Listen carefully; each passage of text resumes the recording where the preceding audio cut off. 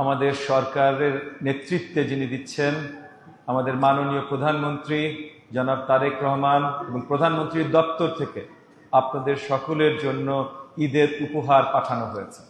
এটা দেশব্যাপী পাঠানো হয়েছে, সকল এলাকায়, এবং এলাকার যে জনপ্রতিনিধি আছে তার দায়িত্বে দেয়া হয়েছে যে এলাকার দুস্থ নাগরিক, দুস্থ পরিবারদের, এবং সেটার জন্যই আজকে আপনাদের অত্র এলাকার আপনারা যাদের সবচেয়ে বেশি প্রয়োজন এই ধরনের সহযোগিতা, এই ধরনের উপহার, তাদেরকে আজকে আমরা এখানে দাওয়াত জানিয়েছি।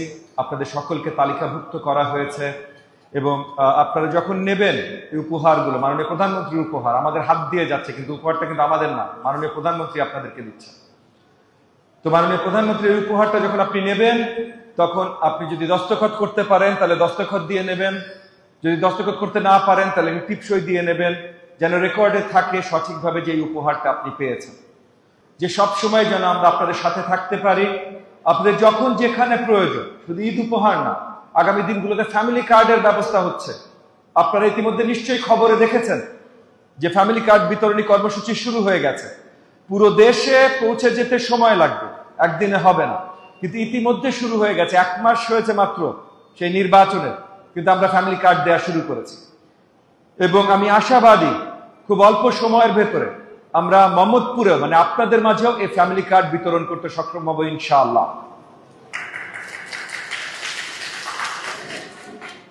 আমাদের সরকার প্রতিজ্ঞাবদ্ধ যে আপনাদের পাশে সব সময় থাকবে। দুস্থ যারা আছেন তাদেরকে আবার সবল করবার জন্য আমরা কাজ করছি। শুধু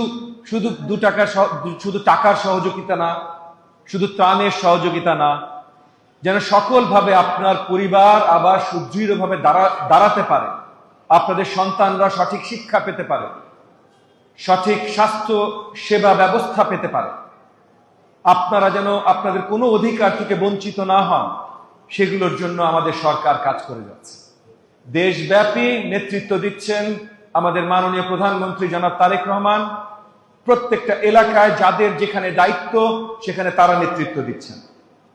এই বৃহত্তর মোহাম্মদপুর ঢাকা 13 আসনে আপনাদের সেবায় নেতৃত্ব দেবার জন্য আপনারা আপনাদের আস্থা দিয়ে আমাকে বেছে নিয়েছেন।